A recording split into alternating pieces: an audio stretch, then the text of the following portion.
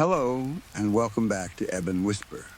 Before we begin, feel free to leave a comment and tell me where you're listening from. I love reading every single one. If you enjoyed chilling tales that speak in the Ebon Whisper, don't forget to like the video and subscribe to the channel. Turn on notifications so you never miss a new story. Now, get comfortable, dim the lights if you dare, relax your mind, let the outside world fade away, and let's begin. Story 1, my mother always wore black. Black dresses that reached below her knees. Black shoes polished so carefully that they never seemed dusty. Black gloves that covered her hands even during the hottest days of summer, when the air outside felt thick enough to breathe like water. When I was a child, I thought it was strange. But children can accept almost anything if they grow up seeing it every day. A house with a broken stair becomes normal. A clock that never works becomes part of the wall. A mother who dresses like she is attending a funeral every morning becomes simply your mother. Whenever I asked her why she never wore another color, she would smile in that quiet way of hers. Then she would brush my hair away from my face with her gloved fingers. Some people just look better in black, she would say. At the time, it sounded like a complete answer. I never asked her whether she liked blue, green, red, or yellow. I never asked whether she owned anything brighter. I never saw her buy clothes, wash clothes, or choose what to wear. Somehow, every morning, she was already dressed in black before I opened my eyes.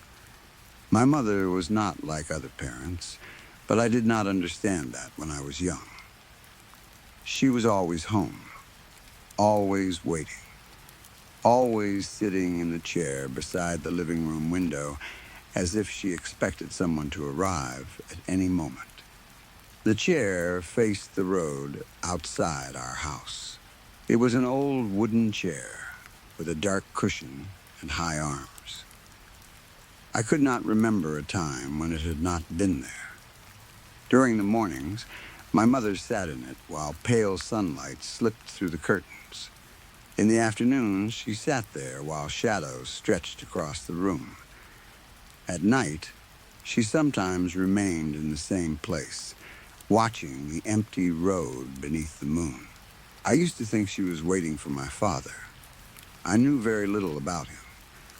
There were no clear photographs of him in the house, only a few faded pictures in which part of a man's face appeared near the edge.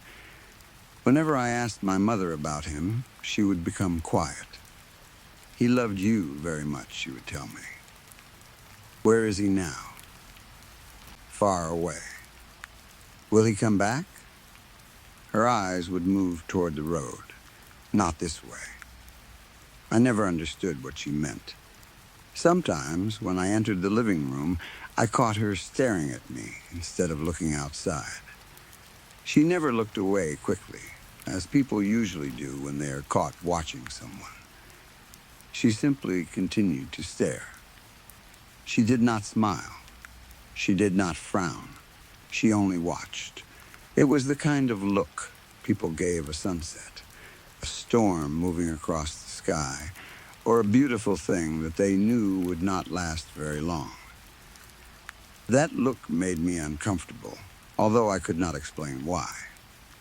I would ask whether I had done something wrong, and she would shake her head.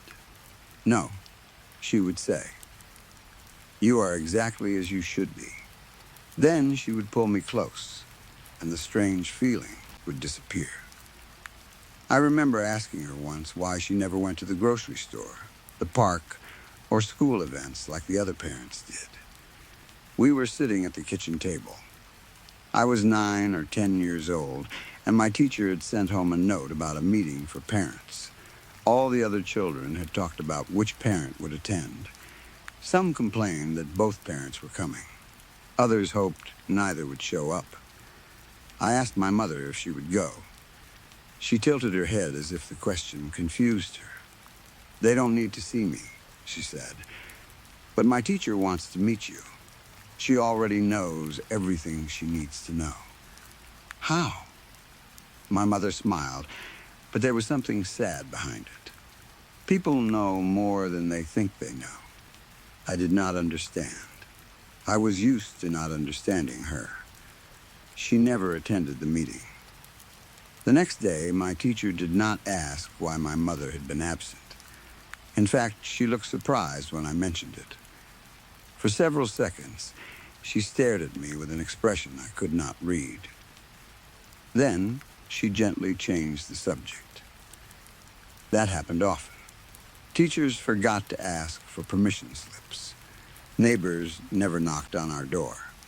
Other children rarely came to the house, and when I invited them, they always found an excuse not to visit. At school, I thought I had friends. I spoke to people during lunch.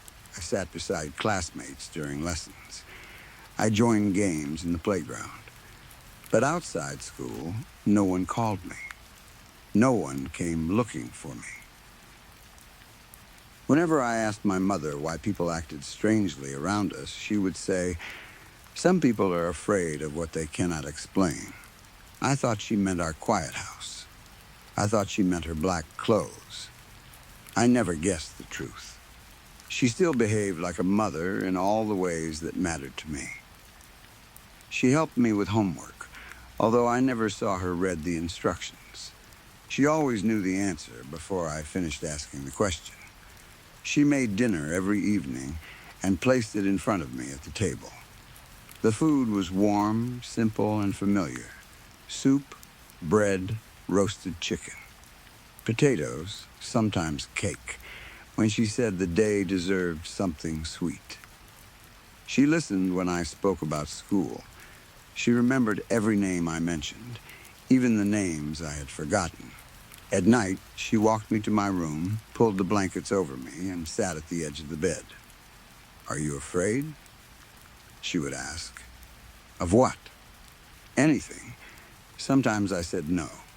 Sometimes I told her about shadows in the hallway, strange sounds outside, or dreams I could not fully remember. She would place one cool hand against my forehead. "You don't need to be afraid yet," she would whisper. I always noticed the word "yet." I never asked why she used it. There were other things I ignored when I was younger. Small things, wrong things, things that made sense only after I discovered the newspaper. I never saw my mother eat. Not once. She prepared food, carried it to the table, and sat across from me while I finished every bite. Her hands remained folded neatly in front of her black sleeves. "Why aren't you eating?" I asked one evening. "I'm not hungry." "You're never hungry." She smiled. "Watching you is enough." At the time, I believed that was something mothers sometimes said. I also never saw her drink water. She never became tired. She never coughed, sneezed, or complained of pain. Summer heat did not make her sweat, and winter cold did not make her shiver. Her face never seemed to change. Years passed, but she did not look older. I did. My clothes became too small. My hair grew longer. My voice changed. My reflection slowly became unfamiliar. My mother remained exactly the same. Her skin stayed pale and smooth. Her dark hair never turned gray. Her eyes remained calm, deep, and patient. I noticed it, but I did not allow myself to think about it. Children are good at accepting strange things. Sometimes older children are even better, because they learn how dangerous questions can be. My mother never slept either. I knew because I often woke during the night. Sometimes I woke from nightmares filled with rain, broken glass, and bright lights. Sometimes I woke because the house was too quiet. There were no pipes groaning, no floorboards settling, no insects scratching inside the walls. Whenever I opened my bedroom door, my mother was already standing in the hallway. She would be only a few steps away, dressed in black. her hands resting at her sides. The first few times, she frightened me. Later, I became used to it. "You're awake," she would whisper. She never asked whether I was awake. She always knew. Her voice sounded calm and certain, like a promise. She would guide me back to bed and sit beside me until morning. I never saw her eyes close. I never saw her move unless I spoke. "Do you ever sleep?" I asked once. "Not anymore." "Why?" "I'm waiting." "For who?" Her gaze settled on me. "For you." I laughed because I thought she was joking. She did not laugh with me. The memories of the accident returned slowly. At first, they came as sounds. Rain hitting glass, wind rushing around a moving car, my father shouting something from the driver's seat, my mother saying my name, a horn that would not stop screaming. Then, the memories came as pictures, headlights suddenly appearing through the rain, my father turning the wheel, my mother reaching toward me from the front seat, a telephone pole rushing closer. After that, there was only darkness. For years, I thought these memories were pieces of a nightmare. Whenever I tried to hold on to them, they faded. The harder I searched, the more distant they became. I sometimes woke with the taste of blood in my mouth. My chest would hurt. My left hand would feel numb.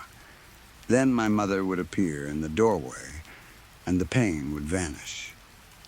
When I asked her whether we had ever been in a car accident, she always gave me the same answer. Some memories don't need to be carried forever. Was Dad there? Yes. Were you hurt? She would look down at her black gloves. Yes. Was I hurt? At that question, her face always changed, only slightly. The smile disappeared. Her lips tightened. Her eyes became heavy with a sadness too deep for me to understand. "You were afraid," she said. That was not an answer, but I stopped asking. Life continued in the same quiet pattern. School, homework, dinner across from a woman dressed in black. Dreams of rain. Mornings that felt exactly like the mornings before them. Sometimes I wondered how many years had passed. The seasons changed outside the window, but the house remained the same. Furniture did not wear out. Dust never gathered on the shelves. The flowers in the vase beside the door never dried. I should have noticed. I should have understood that something was wrong with time inside our home. But the truth is that I did not want to understand. There was comfort in routine. There was safety in my mother's calm voice. Every day she was there.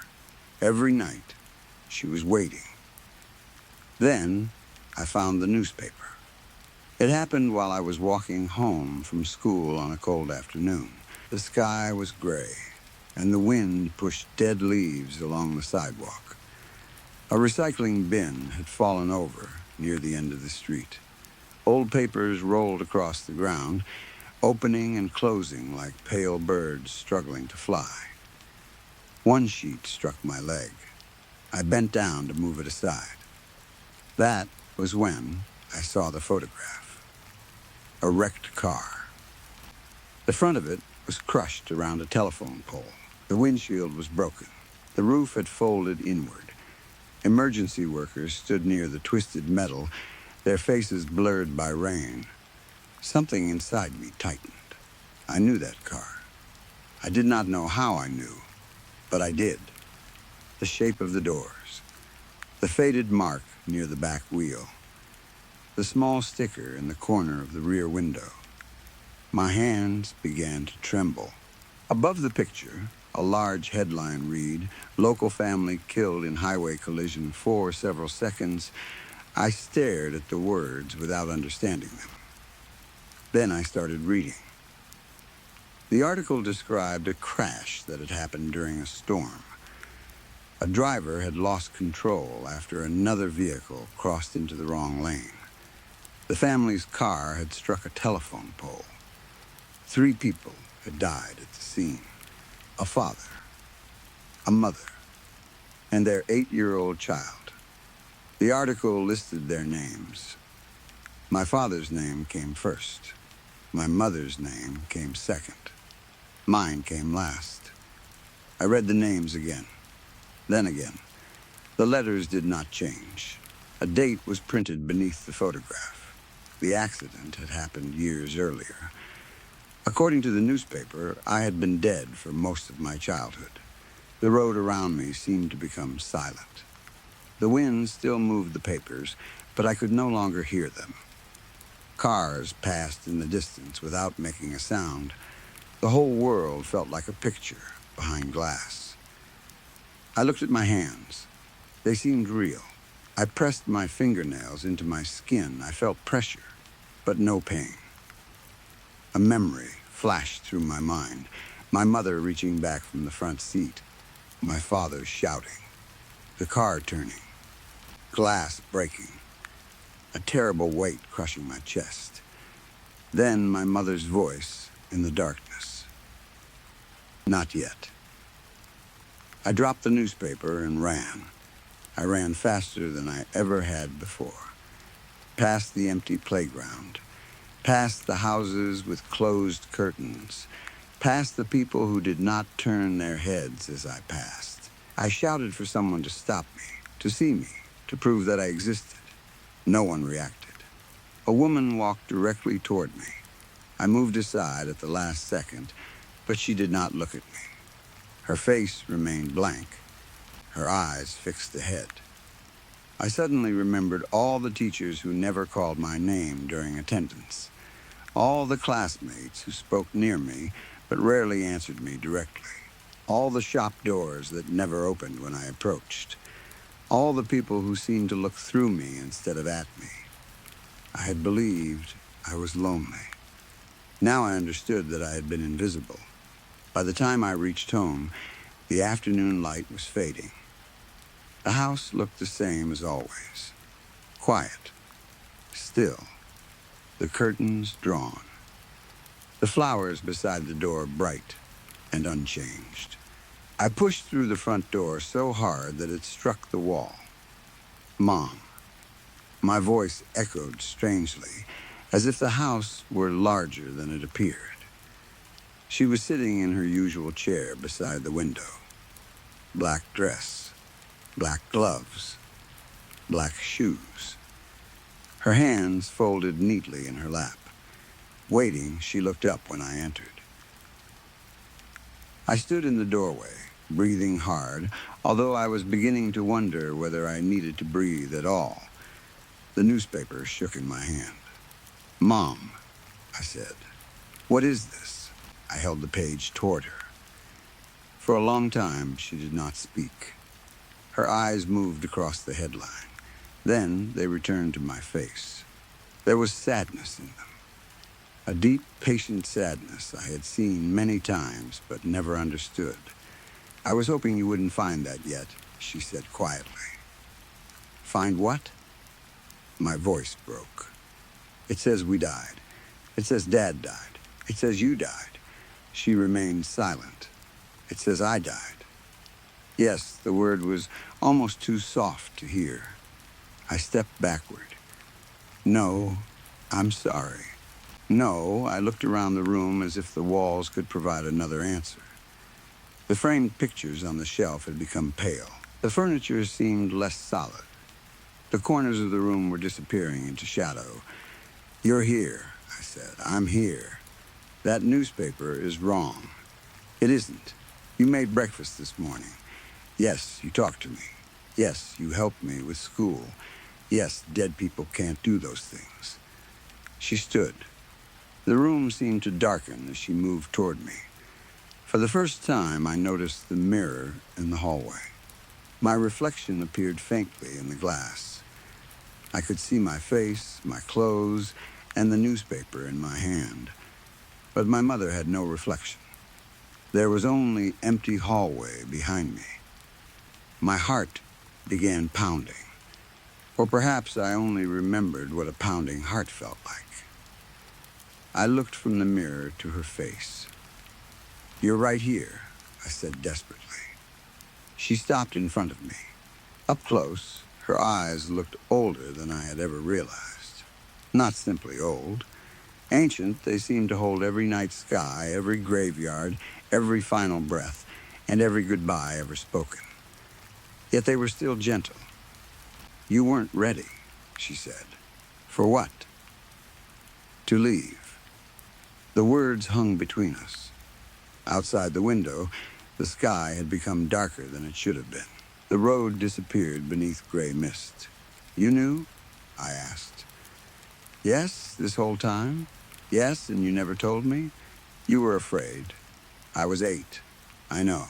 My throat tightened. "Where's Dad?" Her eyes lowered. "He was ready sooner." "So he left us?" "He didn't leave you. He went where he was supposed to go." "And you stayed?" "Yes, for me?" "Yes." My hands were shaking so badly that the newspaper slipped to the floor. "But you're my mother." She hesitated. For the first time, she seemed uncertain. Then she reached out and took my hand. Her fingers were cool, not cold, just distant, like something felt through a memory. "Not exactly," she said. I pulled my hand away. "What does that mean?" She looked toward the dark window. "Your mother died in the accident. I know that. She could not stay." "But you said you stayed." "I did." "Then who are you?" For several seconds, she did not answer. The room continued to fade around us. The wallpaper lost its color. The pictures became empty frames. The ticking clock disappeared from the wall. At last, she spoke. "I was there when the car stopped." I stared at her. "I came for all 3 of you." A cold feeling spread through me. "Your death." She did not smile. "People have called me many things. Why do you look like my mother?" Because that was the face you trusted most. The answer should have terrified me. Instead, it broke something inside me. All those nights, all those meals, all those quiet hours by the window. The woman in black had never been my mother, yet she had stayed beside me longer than anyone else could have. "Did you know her?" I asked. "I knew her at the end. Was she scared?" "Yes." "Did she say anything?" The woman's eyes softened. "She asked me not to let you be alone." I began to cry. The tears felt warm against my face. "She asked you to stay. She asked me to be patient." "And you did all this because she asked?" "No." The woman in black stepped closer. "I did it because you needed someone." The last solid part of the living room disappeared. The house was no longer a house. The walls became shadows. The floor beneath us changed into a smooth gray path. The front door stood open, though I had not touched it. Beyond the doorway, a long road stretched toward a quiet horizon. There were no houses, no trees, no telephone poles, only mist and a soft light in the distance. I looked back at the woman. Her black dress moved gently, although there was no wind. "Where does it go?" I asked. Her voice was softer than I had ever heard it. "Where you're supposed to be. Is my father there?" "Yes, my real mother." "Yes, will they remember me?" "They never forgot." I looked toward the road. Fear filled me again. Not fear of pain, not fear of darkness, fear of leaving the only life I could remember. "What happens if I don't go?" She looked behind us. The remains of the house flickered like an old image. "You can stay a little longer." "With you?" "Yes." "For how long?" "As long as you need." I turned back toward the fading chair, the empty table, and the hallway where she had waited outside my bedroom every night. None of it had been real, yet the love inside it had felt real. Perhaps that was enough. "Were you always waiting for me?" I asked. "Yes, that's why you sat by the window?" "Yes, you knew I would find out someday. I hoped you would remember on your own. And if I never did, I would have stayed." The answer frightened me more than anything else, not because it was cruel, because it was kind. I stared at her black dress, at the dark fabric that had never faded, wrinkled, or changed despite all the years that seemed to pass. Finally, I understood why she wore it. My mother had always worn black. Not because she was mourning, not because black suited her, not because she wanted to hide. She wore black because she had come from a funeral that never truly ended. She had arrived beside a crushed car on a rainy highway to guide 3 dead people away from the world. 2 had gone with her. 1 frightened child had refused. So she had taken the face of his mother. She had built a quiet home from his memories. She had made dinner he did not need, helped with lessons that did not matter, and stood outside his bedroom whenever old pain returned in dreams. She had waited like a mother. She had loved like a mother. And now, like any loving parent, she was waiting for her child to be ready to go. I reached for her hand. This time I did not pull away. "Will it hurt?" I asked. "No, will I be scared?" "For a moment. And then you'll remember everything." We stepped through the doorway together. Behind us, the house faded completely. Ahead, the gray road stretched toward the light. As we walked, the woman in black held my hand gently. For the first time, I noticed that her gloves were gone. Her fingers were pale, but they felt warmer now. After a few steps, I heard something in the distance. A man calling my name. A woman crying and laughing at the same time. The voices were familiar. More familiar than the house. More familiar than the dreams. I started walking faster. The woman in black released my hand. I looked back at her. "Are you coming?" She smiled in that quiet way of hers. "No," she said. "Someone else is waiting." Behind her, far back along the gray horizon, another light appeared. Somewhere beyond it, someone was afraid. Someone was not ready. She turned toward that distant light. Her black dress moved around her like smoke. "Thank you," I said. She stopped. For 1 second, she looked over her shoulder. There was no sadness in her eyes anymore, only peace. Then she walked away. I turned toward the voices ahead. The light opened around me, warm and bright. And for the first time since the accident, I remembered my mother wearing blue. Story 2. I think I died yesterday. It happened in a car crash. I was driving at 135 miles per hour on the freeway while heavy rain covered the road. I know how stupid that sounds. I knew it was dangerous even while I was doing it. But at that moment, I did not care. I do not remember much about the crash itself. Most of it comes back in short, broken flashes. I remember the tires losing their grip.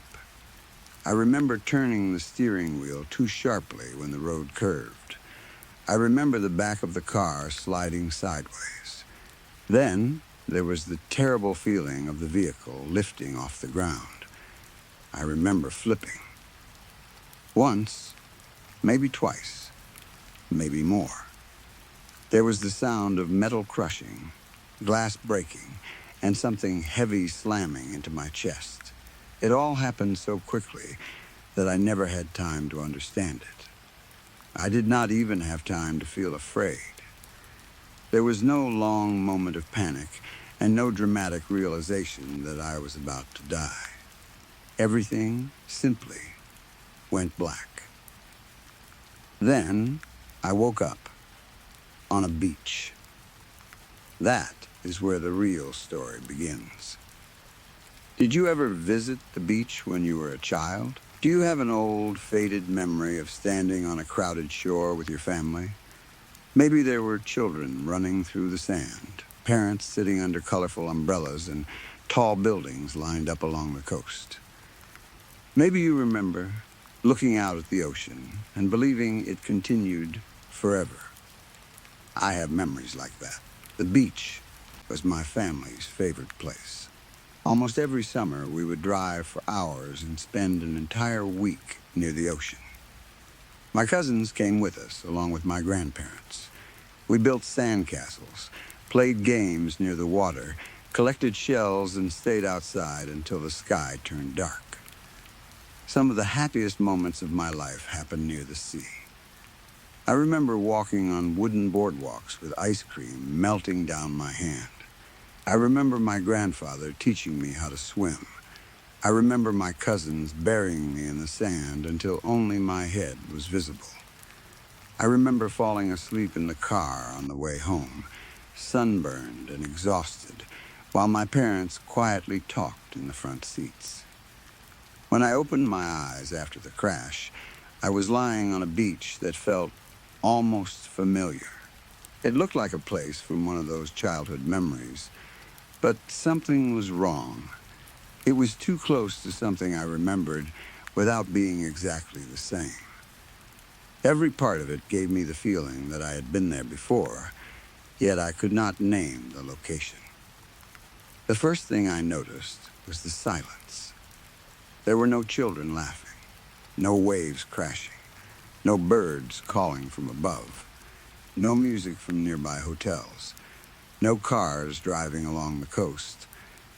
There was nothing. The beach was completely empty. I pushed myself up from the sand and looked around. In one direction, I could see the faint shapes of tall apartment buildings or beachside condos. In the other direction was the ocean. Both were hidden behind a thick, pale fog. At first, I thought I had somehow been thrown from the car and landed near the coast. That made no sense, but my mind was confused, and it was the only explanation I could create. I stood and shouted for help. "Hello?" My voice disappeared into the fog. I called again, louder this time. "Is anyone there?" No one answered. I began screaming. I shouted until my throat felt raw and my chest burned. I yelled every word I could think of. I called for the police, for paramedics, for my family, and for anyone who might hear me. Nothing ever called back. The fog seemed to surround me without moving. It did not roll across the sand like normal fog. It simply stayed there, hanging in the air like a wall that went on forever. I decided to walk toward the buildings. They looked far away, but not impossibly far. I believed I could reach them in half an hour if I walked quickly. I started moving. The sand shifted beneath my feet, and my legs worked normally. I could feel myself moving forward. The buildings, however, never grew closer. I walked for what felt like an hour, then 2 hours. The buildings remained exactly the same size.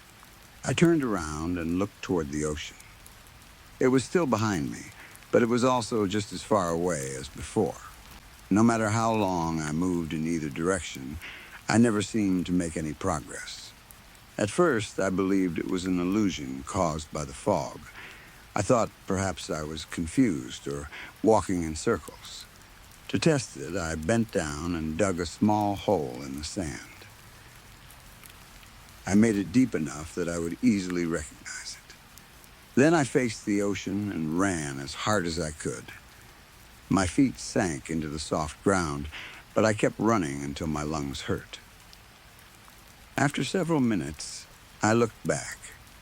The hole was far behind me. I had moved. The beach itself was simply impossible. The ocean had not come any closer, even though the hole had become a tiny mark in the distance. The same thing happened when I ran toward the condos. I could leave objects behind, and I could create distance between myself and the places where I had stood, but I could not reach anything at the edge of the beach. It was as if the world stretched whenever I moved. I continued walking because I did not know what else to do. I screamed until my voice became weak and rough. I cried, although even my emotions felt strange in that place. I was afraid, but I did not feel panic the way I should have. I was confused, but not curious. I wanted to be angry, yet the anger never fully formed. The only emotion that felt real was hopelessness. It was not normal sadness. It felt as if the beach itself was forcing the emotion into me. It settled over my mind like a heavy blanket and pressed down on every thought. Whenever I tried to believe that someone would rescue me, the hope disappeared almost immediately. Whenever I tried to convince myself that I could escape, another voice in my mind told me that escape was impossible. The place seemed to allow only one feeling: defeat. I do not know how long I continued walking. Time did not behave normally there. The sun remained high above me for so long that I stopped trusting it. Sometimes I believed it had moved, and then I would look again and find it in the same position. I felt hunger, thirst, and exhaustion, but none of them behaved correctly either. I could feel pain in my legs and burning in my throat, yet I never collapsed completely. I was always given enough strength to continue suffering. Eventually, I became tired of everything. I was tired of screaming. I was tired of running. I was tired of searching for people who were never going to answer. More than anything, I was tired of being alive. That was what the beach wanted. I understood that somehow. The entire place seemed designed to make me surrender. It wanted me to lie down in the sand and stop moving. It wanted me to become another forgotten thing buried beneath the surface, waiting for the next person to arrive. The hopelessness became a physical weight on my shoulders. Every step felt harder than the last. Still, I kept moving for as long as I could. Finally, my legs gave out. I dropped to my knees in the sand. I had decided that an entire day must have passed, although I had no real way to measure it. The sun seemed to have returned to the same position directly above me, but perhaps it had never moved at all. For a few seconds, I enjoyed the relief in my calves. Then the terrible emotional weight returned, pressing down harder than before. I stared into the fog. "I give up," I whispered. My voice was almost gone. "You win." I was speaking to the beach itself. I did not know whether it could hear me, but I felt that something had been waiting for those words. At first, I thought the figure in the fog was another hallucination. It was only a dark outline, barely visible in the distance. I watched it slowly grow clearer. For a moment, hope returned. I believed another person had finally arrived. I pushed myself up slightly and tried to call out. Then a voice spoke. "We are going to play a game." The voice did not come from the figure alone. It came from the sky, the ocean, the buildings, and the sand beneath my knees. It seemed to echo from every direction at once. The ground shook. The surface of the ocean trembled. The fog moved around the approaching shape. Fear rushed through me for the first time since I had arrived. It was sharp and powerful. My heart pounded, and every part of my body told me to run. I jumped to my feet. "Who the hell are you?" I shouted. The figure stopped. I turned and tried to run. Before I could take more than one step, The figure appeared directly in front of me. There was no movement between us. 1 second, he was standing far away in the fog. The next, his face was inches from mine. He raised the back of his hand and struck me. The impact threw me onto the sand. Pain exploded through my body. I had been injured before. I had broken bones, torn muscles, and suffered burns. None of those experiences came close to what I felt in that moment. It seemed as though every bone inside me shattered at once. My skin felt as if it had been torn away. Every nerve burned. The pain was so complete that I could not identify a single part of my body that did not hurt. I lay on my back, clutching my face. For the first time, I saw the figure clearly. He looked exactly like me, not almost like me, not similar to me. He was me. He had my face, my eyes, my hair, and my body. He even had the tiny ingrown hair beneath my nose that I had noticed in the bathroom mirror earlier that week. Every detail was perfect.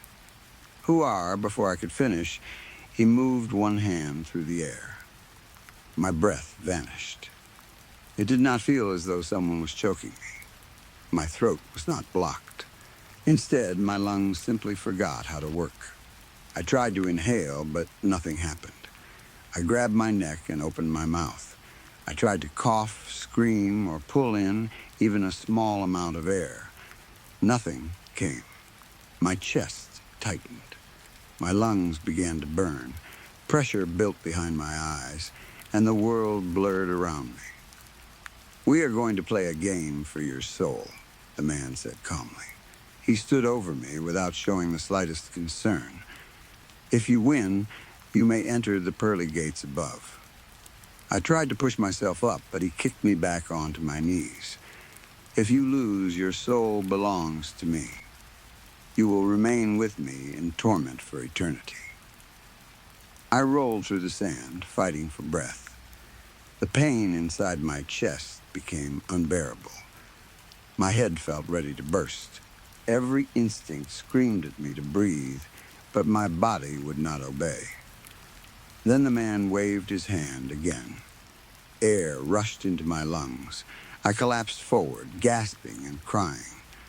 I took one painful breath after another until the burning slowly began to fade. The man waited. "Do you understand the stakes of our game?" he asked. I looked up at him. "Why are you doing this?" I managed to say. His expression changed. Silence. The word came from everywhere. It shook the beach and tore through my body. Pain erupted from every part of me, deeper and stronger than before. It felt as though every atom of my existence was screaming. I fell onto my back and begged for it to stop. The ocean rose behind him. Waves taller than buildings crashed against the shore. In the distance, the condos shook and began to collapse. Concrete walls broke apart, and clouds of dust vanished into the fog. His power was not anger. It was something far beyond anger. Then, just as suddenly as it had started, the destruction became quiet. The man leaned toward me. "Do you understand?" he asked in a near whisper. I forced myself onto my knees. I was terrified that even a moment of hesitation would make him hurt me again. "Yes," I said quickly. "I understand." He stole my breath once more. I grabbed my throat, but this time he continued speaking while I suffered. "This beach contains hundreds of thousands of millions of tons of sand within your sight alone." He slowly walked around me. "I want you to count every grain of sand that exists on this beach." Even while I struggled for air, I stared at him in disbelief. It was impossible. There was no way any person could count all the sand on a beach, even if I spent my entire life doing it. I could never finish. He smiled, as if he could hear my thoughts. "You may give up whenever you wish," he said. "However, giving up means forfeiting the game. If you forfeit, I win." His smile widened. "You may take as much time as you need. You may also guess as many times as you wish." He leaned closer to me. "After all, we have eternity." He began to laugh. At first, it was a quiet chuckle. Then it became louder. The laugh grew wild and cruel, echoing across the empty beach and through the fog. "Welcome to paradise." Then he disappeared. His body faded into the mist as quickly as he had arrived. The force holding my lungs vanished with him, and I collapsed onto the sand, gasping for air. For a few seconds, I felt relief. Then, I looked down at the endless beach. The hopelessness returned. The task in front of me was impossible, but I understood the choice he had given me.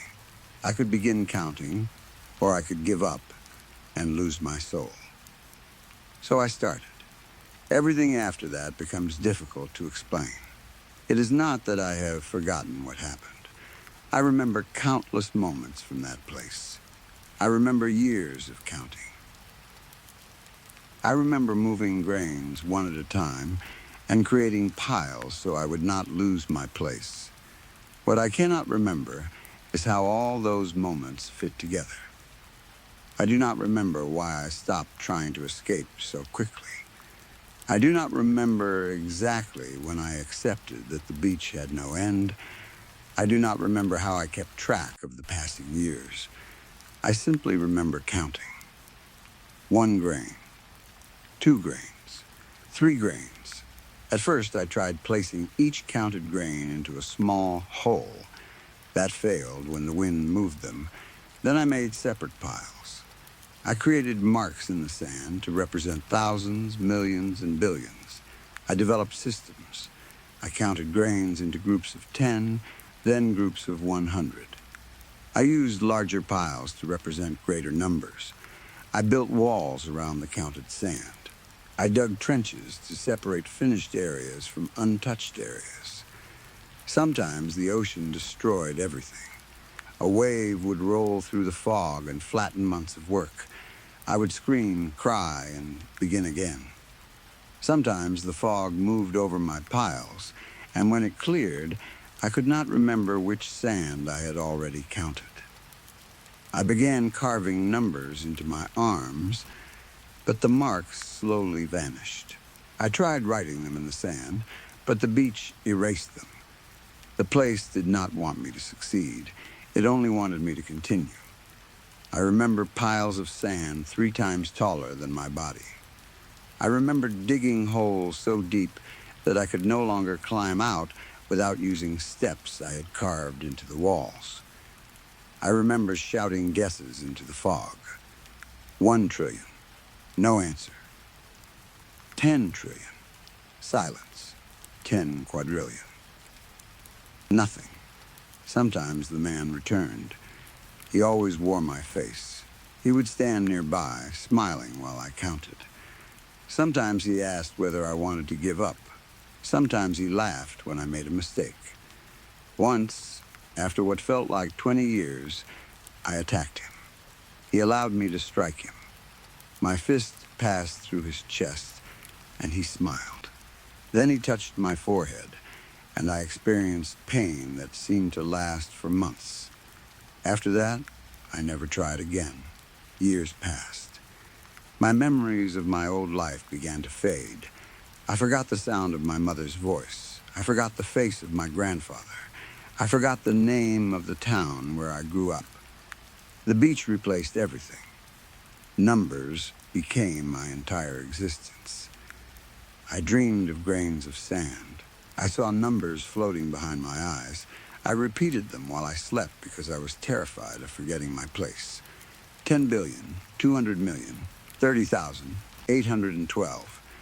I counted until numbers no longer felt real. I forgot why I was counting. Then I remembered. My soul.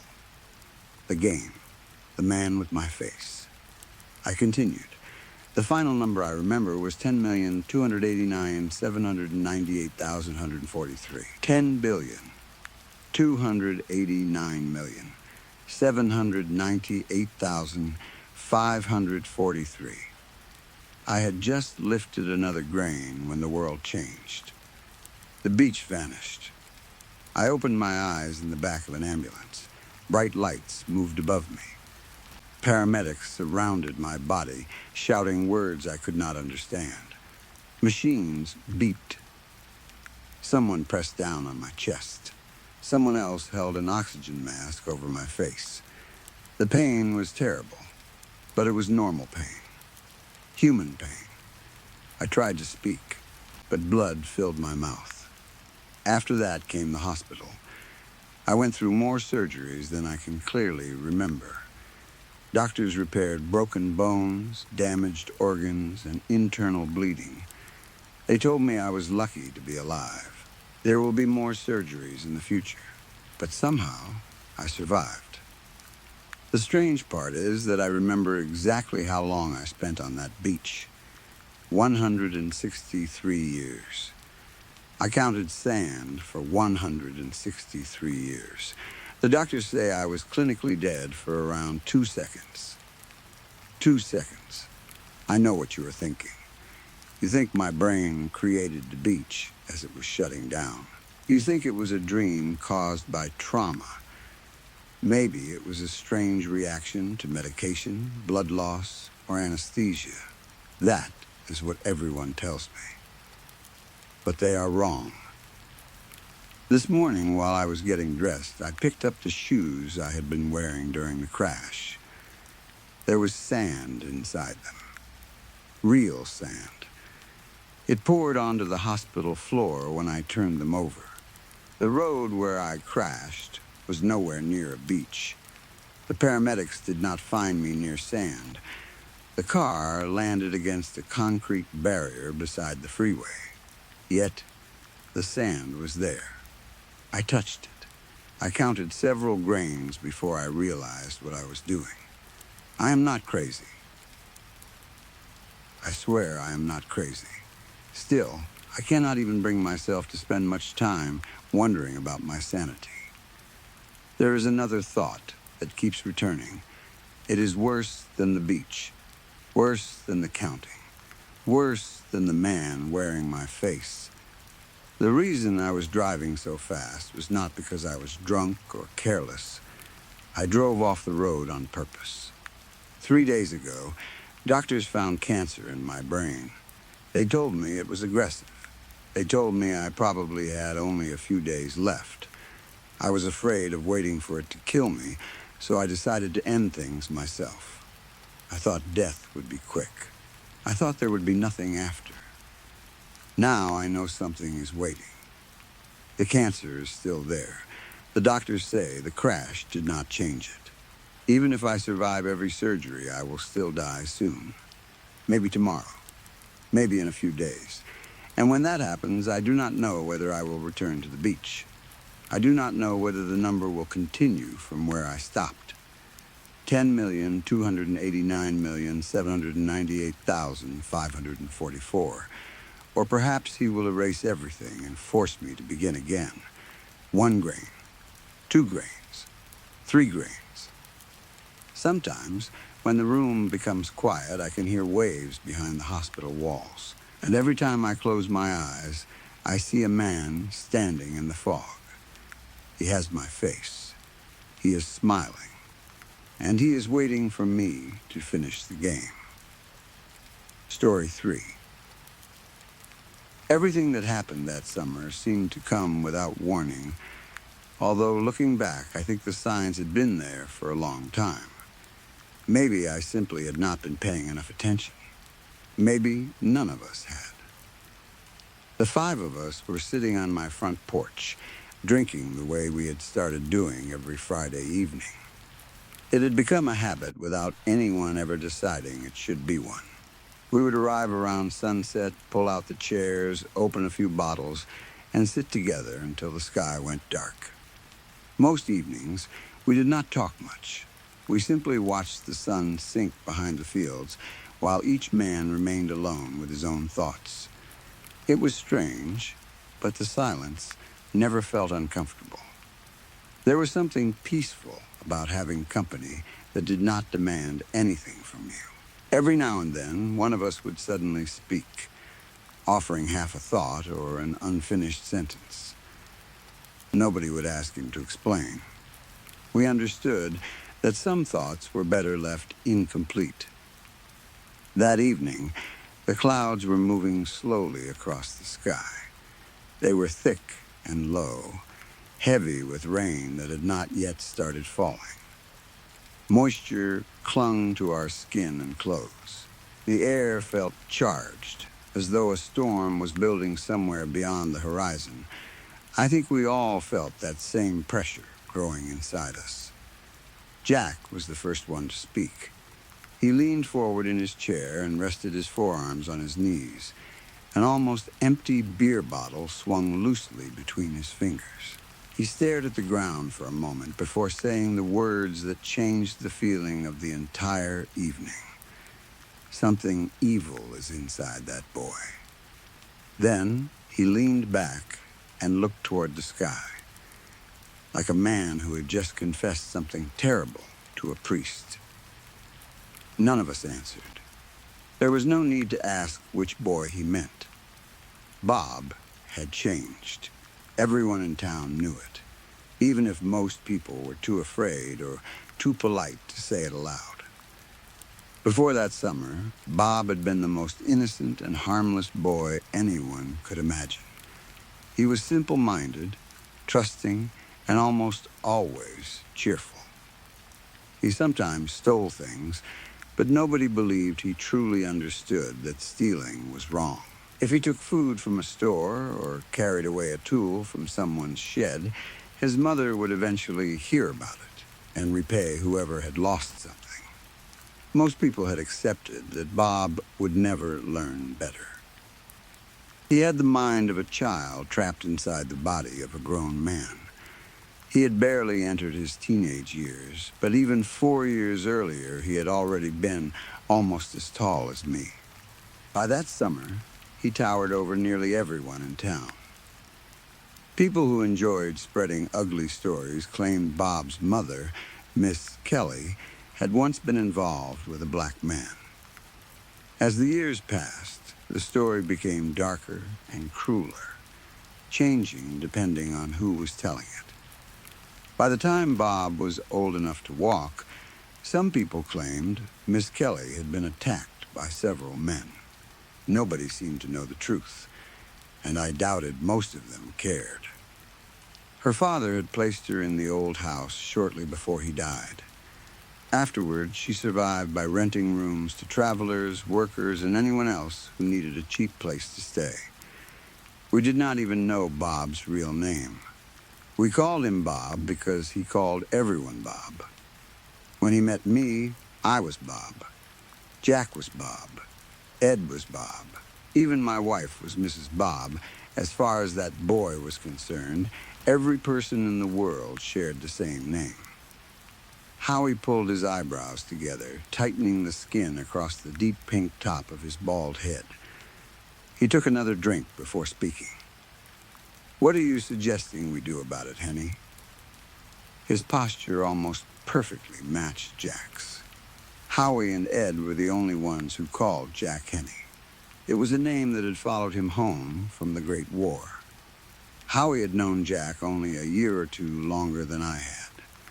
Instead of returning to his family in Mississippi after the war, he had followed Jack back to Georgia.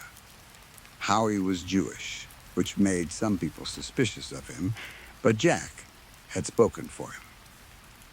In our town, Jack's word still carried weight, so people left Howie alone. Jack continued staring toward the distant fields. "Don't rightly know," he said. "Can't rightly say." Ed gave a short laugh. A faint smile appeared on his face. "Yes, you do. Get it out of your mind before it grows roots." I understood Jack well enough to know Ed was probably right. Jack did not speak unless he had already spent a long time thinking.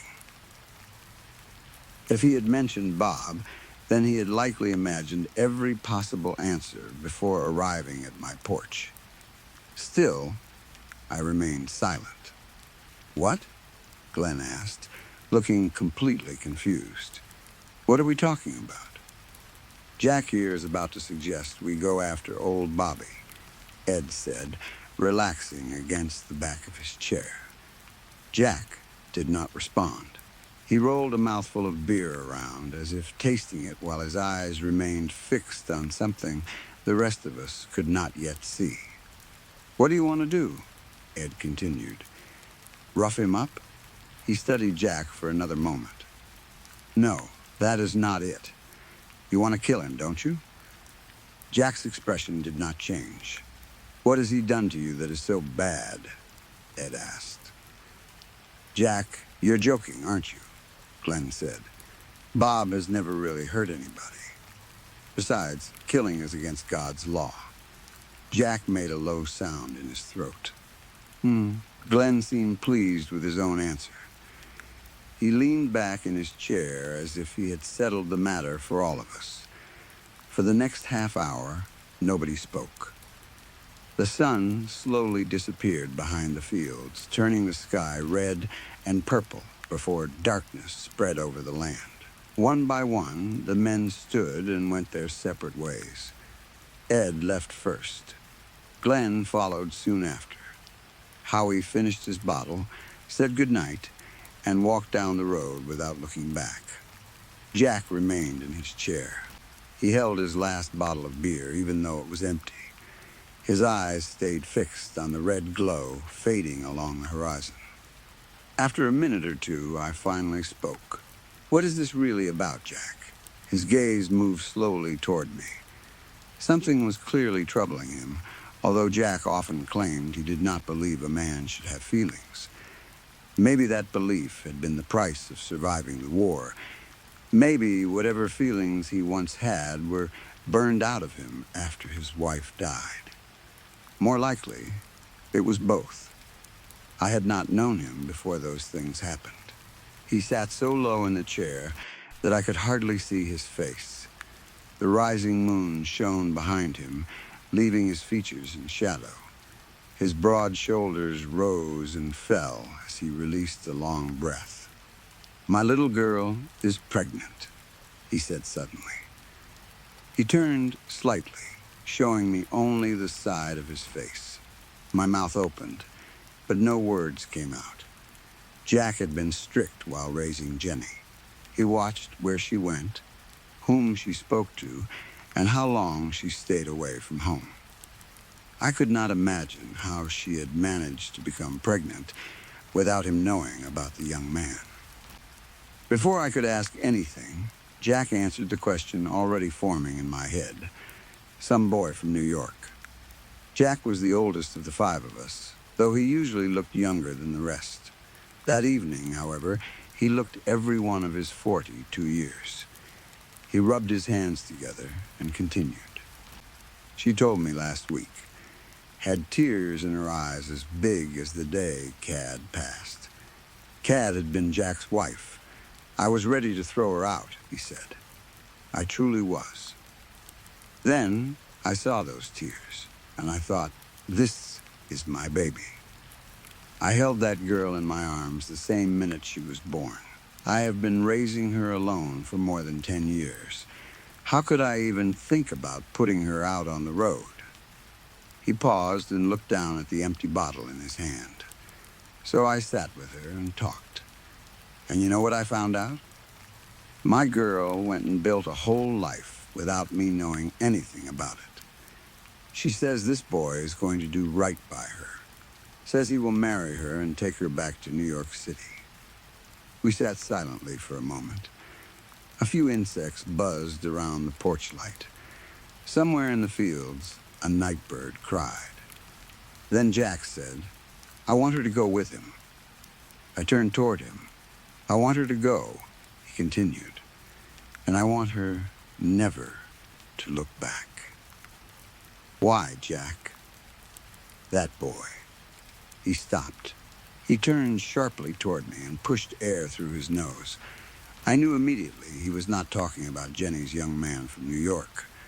Jack raised one finger and pointed toward the darkness beyond my porch, as if Bob were standing there in the yard. That boy, he said again, choosing each word carefully, was inside my house the night before last. He was standing over Jenny while she slept, just standing there and looking at her. Jack swallowed. His eyes looked thirsty. The news of Jenny's pregnancy had already surprised me, but this was something worse. How did he get inside? My voice held more excitement than I intended. Jack did not seem to notice. I don't know. I keep my doors locked now, same as everybody else. He shifted in his chair. I almost killed him while throwing him out. If Jenny had not been there to see it, to tell the truth, I don't know if I could have been a better man, I said. There were still a couple of beers floating in the bucket beside us. I reached down and pulled one free. What did you do after that? That is the strange part. Jack leaned closer. No sooner had I thrown him off the porch than the door slammed shut behind me. I turned around, and I swear I saw that boy's face in the doorway just before it closed. I stopped moving. What did you say? You heard me. Jack nodded slowly. I was shocked, too. I looked back at the yard, and Bob was still there, picking himself up off the grass. For a moment, neither of us spoke. Jack continued. I shouted at him. Then I started after him. But before I could get down the porch steps, I heard Jenny scream from inside the house. His fingers tightened around the empty bottle. It was the worst scream I have ever heard. I felt the hair on my arms rise. I grabbed one of my porch chairs and threw it through the window, Jack said. As soon as I climbed inside, I froze. I thought somebody else was in the house. He shook his head. No, it did not feel like one other person. It felt like there were a whole crowd of people hiding in there with me.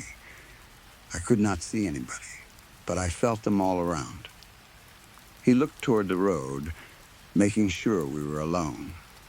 Then I heard Jenny trying to call for me. Her voice sounded weak, like something was stopping her from breathing. I grabbed my bat and kicked open her bedroom door. His voice dropped lower. Bob was bent over her bed. I forgot about the beer in my hand. He had one arm around her, holding her partly off the mattress. His other hand was clamped around her throat. When he saw me, he dropped her back onto the bed. Jack's jaw tightened. Then he backed away and did the strangest thing I have ever seen. He ran into the closet and pulled the door shut. What did you do? I thought he was planning to jump out and knock me down, so I called Jenny over. I told her to stand to one side and pull the closet door open. Jack demonstrated with his hands. I held the bat across my chest with both hands, like I was pulling on a rope. I planned to drive it straight into him if he came rushing out.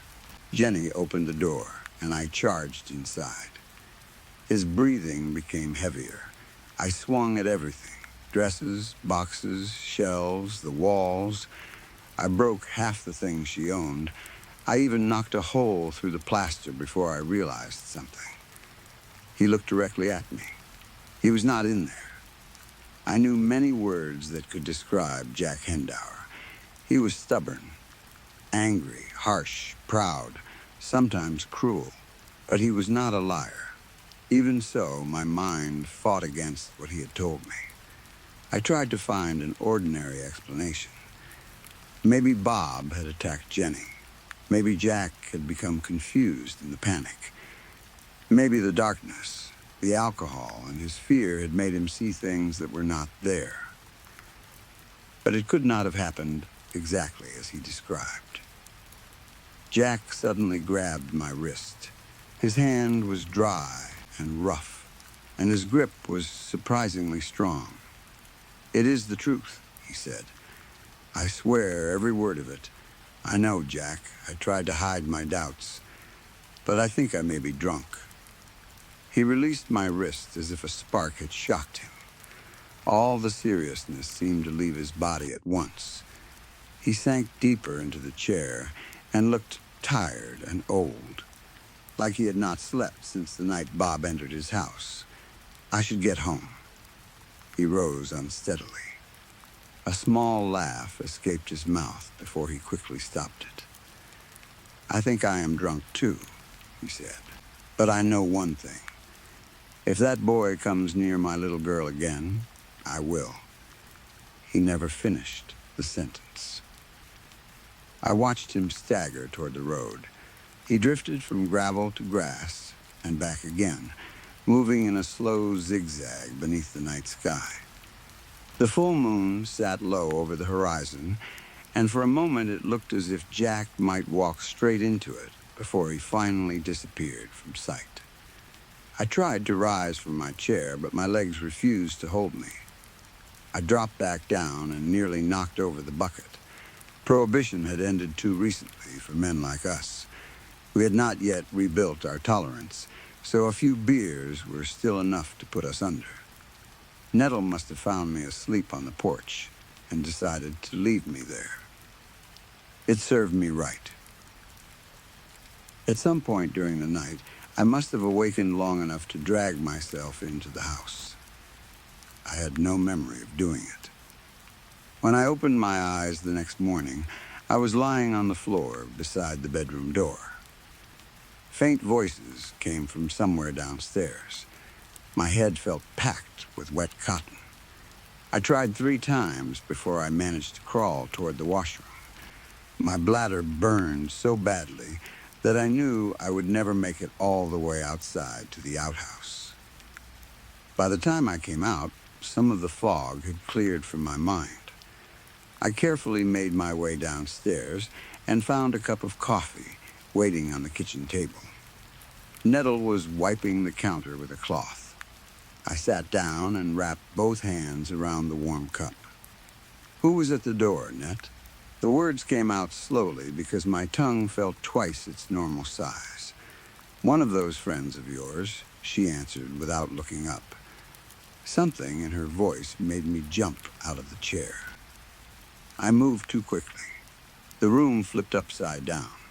Everything turned dark red, and pain exploded inside my skull as if someone were trying to split it open with an axe. I stood completely still until the dizziness passed. Then I crept toward the front door. Ed, Howie, and Glenn were standing on my steps. "How are you boys doing?" I asked through the screen door. Ed looked at me, and I saw something in his eyes I had never seen there before. Fear. "Something has to be done about that boy, Tom," he said. "I do not know about killing him, but we cannot keep ignoring this." Before I could ask what had happened, we saw a figure riding a bicycle at the corner. It was Bob. He stopped and placed one foot on the ground. Then he turned his head and looked toward us. The bicycle was an old, rusted child's model, much too small for him.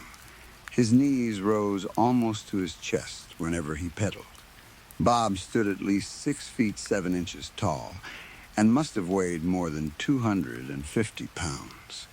"Speak of the devil," Glenn whispered.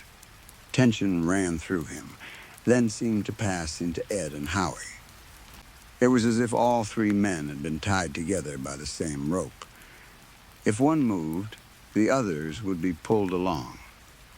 But beneath that anger was something stronger. They were afraid of him. "Hi, Bob," Bob shouted. He raised one large hand and waved slowly, moving it back and forth as though he were cleaning a window.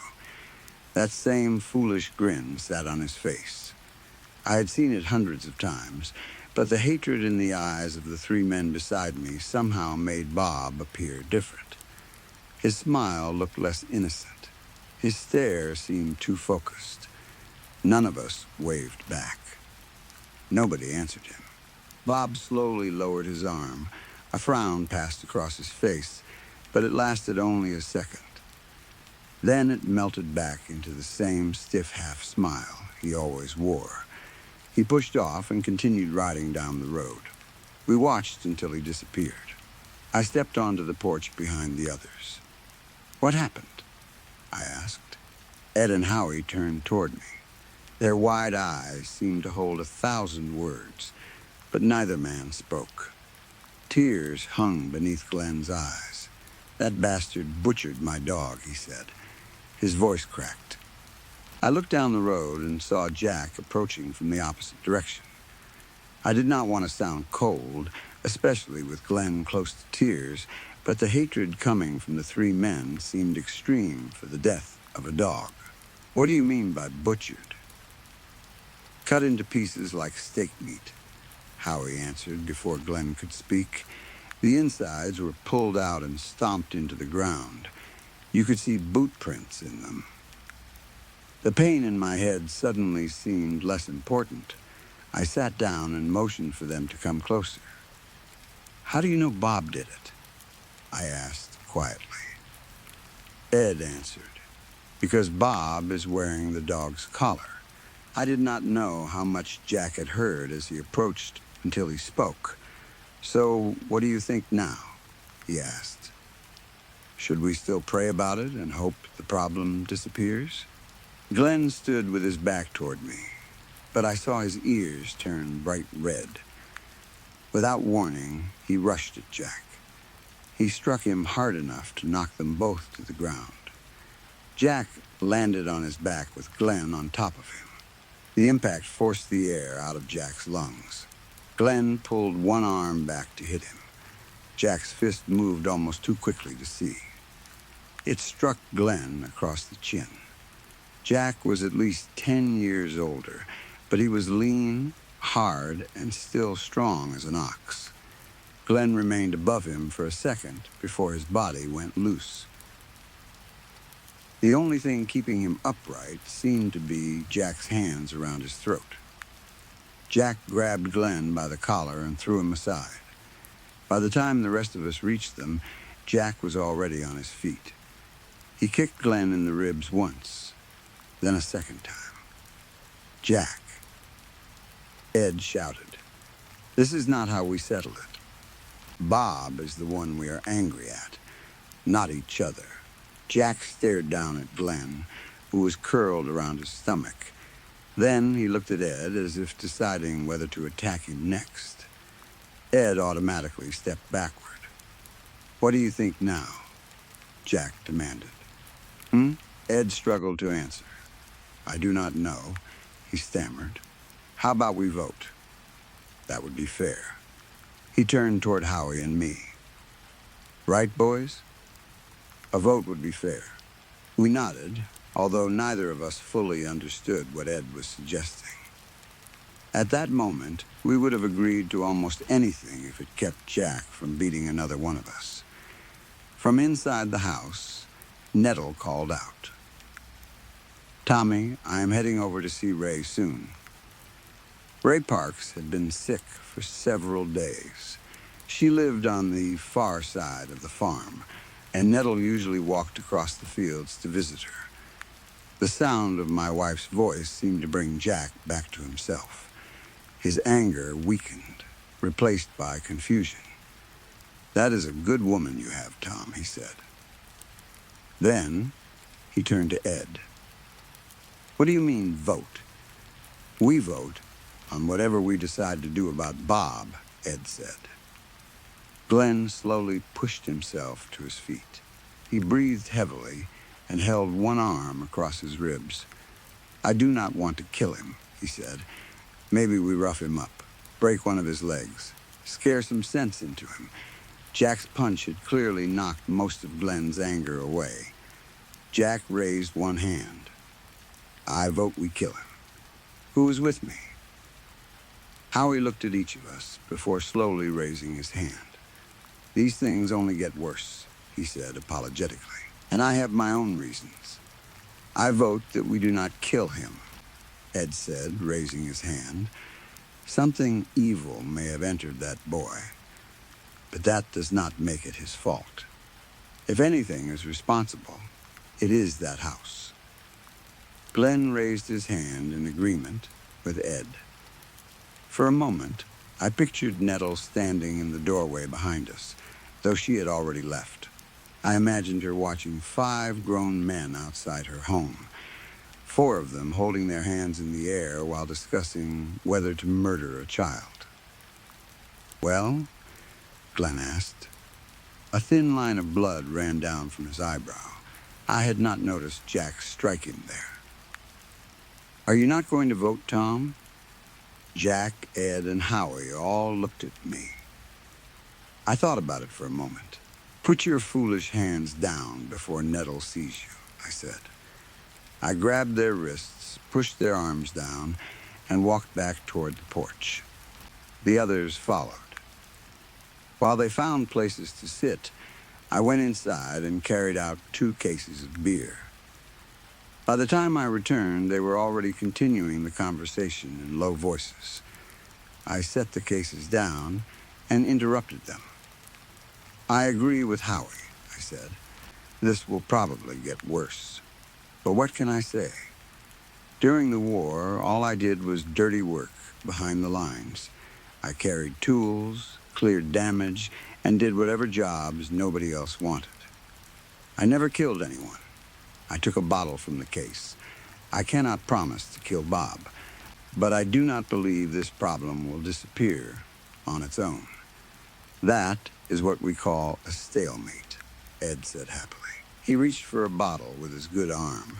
The beer moved from man to man. Soon, we were all sitting in silence again. Everyone had finished at least 2 bottles before Howie spoke.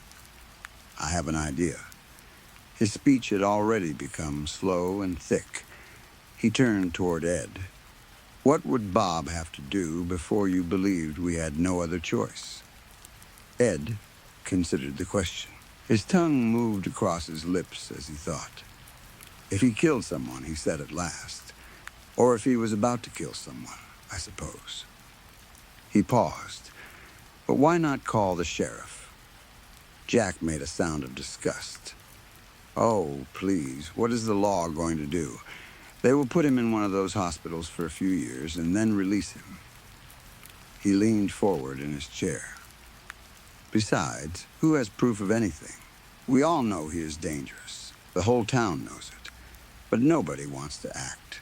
Everyone keeps turning the other cheek and hoping somebody else will deal with him." Jack took a long drink. "I will tell you what we should do. If we are not going to kill him, fine. But Ed said it himself. That house is evil." The others watched him. "The least we can do is destroy it," Jack continued. "I say we get a few cans of kerosene and do what should have been done years ago." Glenn frowned. "What about the people inside?" Jack threw his hands up. "What people?" "Ms. Kelly lives there, for one," Glenn said.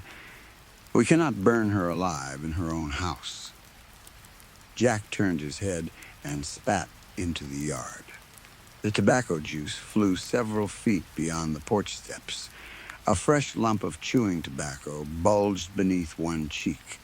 Nobody looked directly at anyone else. Then an idea came to me. What if we split up? The men turned toward me. "2 of us search the upstairs," I said. "The other 3 carry the kerosene into the basement. We meet on the main floor with Ms. Kelly and anybody else who might be staying there. Once everyone is safely outside, we burn the place." For a few seconds, nobody answered. Then Howie rubbed his chin. "There is one more thing to consider." "What?" I asked. Bob, he looked at us as if the problem should have been obvious. "What about him?" Glenn asked. "You have never seen him disappear?" No one answered. Howie adjusted his shoulders and rested his elbows on his knees. "Last week I was helping at the store. he explained. Just sweeping the floor and moving boxes. He glanced toward the road, though Bob was long gone. Bob came in wearing that same old grin. He walked toward the back, the way he always does. I decided to follow him and make sure he did not steal anything. Howie tapped one finger against his bottle. By the time I reached the back, he was gone. Gone where? Ed asked. That is the point. Nowhere, Howie's expression became serious. I walked through every aisle. I checked behind the counter, inside the storeroom, and even in the washroom. He was nowhere in that building. He probably slipped outside, Glenn suggested. No, Howie shook his head. There is a bell above the front door. It rings every time somebody enters or leaves. I would have heard it. Besides, I walked the full length of the store. There was nowhere for a boy that size to hide. He paused and lowered his voice, and that was not the first time it happened. I had never seen Bob vanish, but when I looked at the men around me, I saw recognition passing across their faces. Their eyes became distant. Each man seemed to be remembering an experience he had tried to forget. I thought about the story Jack had told me the previous night. I remembered Bob being thrown into the yard while another Bob appeared inside the house. Ed was the first to speak. So as long as someone is watching him, he stays there. His voice became quieter. But when you look away, he stopped. None of us wanted him to finish the thought. In my half-drunken condition, I was willing to believe almost anything. Yet the fear on their faces was real, and that frightened me more than Howie's story. Jack hiccuped. Then somebody has to stay with him, he said. After we lock him somewhere, of course. He began counting on his fingers. We cannot handle the basement with fewer than 3 men. I have been inside that house before. Did some plumbing there about 6 months ago. His face tightened as though the memory was unpleasant. If we want that place to burn properly, at least 3 of us will have to carry the kerosene downstairs and spread it around. That basement is bigger than it looks from the outside. He looked at each of us. 1 man stays with Bob. 3 handle the basement. Glenn slowly lowered the bottle he had been holding against the cut above his eye. He counted silently, then looked from face to face. His expression changed when he realized what was left. So who was going upstairs alone? Story 4. Some people believe you can recognize a psychopath when they are still a child. They say the signs are always there if someone knows where to look. A lack of fear, a lack of guilt, a strange interest in pain, cruelty that does not come from anger, but from curiosity. In my case, they were probably right. I was 8 years old when I killed the neighbor's cat. It was a small gray animal with white paws. It used to walk along the fences behind our houses and sleep on warm car roofs in the afternoon. Everyone in the neighborhood knew it. Children would leave bowls of milk outside for it, and old Mrs. Turner, who lived 2 doors down, always called it Sweet Little Milo. I did not hate the cat. It had never scratched me or bothered me. I was not angry with it that day. I did not want revenge, and I was not trying to punish it for anything. I was simply curious. I wanted to know what would happen if I wrapped my hands around its neck and refused to let go. I caught it behind an old wooden shed where no one could see us. It trusted me enough to come close when I held out my hand. I remember feeling its soft fur beneath my fingers. For a moment, it pushed its head against my palm, waiting to be stroked. Then I grabbed it. The animal twisted and kicked. Its claws tore thin lines across my wrists, but I barely noticed the pain. I was watching its face. I was studying the way its eyes widened and the way its body fought to survive. I counted in my head. 1 second, 2 seconds, 3. I wanted to know how long it would take. When it finally stopped moving, I placed it on the ground and looked at it for several minutes. I expected something to happen inside me. Fear, perhaps, sadness, panic. I had seen people cry when animals died in movies, so I thought I might suddenly understand why. But nothing came. I felt no different than I had before. The cat had been alive, and now it was dead. To me, that was the only thing that had changed. Later that evening, a group of neighbors found its body behind the shed. Mrs. Turner screamed when she saw it. A little girl began crying so hard that her father had to carry her home. My mother covered her mouth and said it was horrible. I stood with everyone else and watched their faces. Their grief confused me more than the dead animal did. I remember looking at the little girl and wondering why tears were coming from her eyes. The cat had already died. Crying would not bring it back. Their reaction seemed useless and strange. No one suspected me. I was only a child. As I grew older, the things I did became worse. At first, they were small. I bullied weaker children at school, not because I was angry with them, but because I liked seeing how quickly fear changed them. Some children shouted, some fought back, some begged. Others became silent and tried to disappear. I learned that fear made people honest. A confident child could become weak in seconds if you applied the right amount of pressure. A loud person could suddenly become quiet. Someone who claimed they were not afraid could begin shaking once they realized no one was coming to help them. I found those changes interesting. I broke things around the house just to watch my parents react. A glass vase, a picture frame, my father's watch. Sometimes I blamed someone else. Sometimes I admitted what I had done and stared at them while they tried to understand why. The punishments never mattered. Being grounded was boring. Being shouted at was loud, but not frightening. Losing privileges did not teach me anything, because I did not care about disappointing anyone. My mother cried once after I pushed my younger cousin down the stairs. He did not die. He broke his arm and needed several stitches above his eye. My mother found me standing at the top of the stairs, looking down at him while he screamed. She grabbed my shoulders and shook me. "What is wrong with you?" she asked. I did not know how to answer. Nothing felt wrong.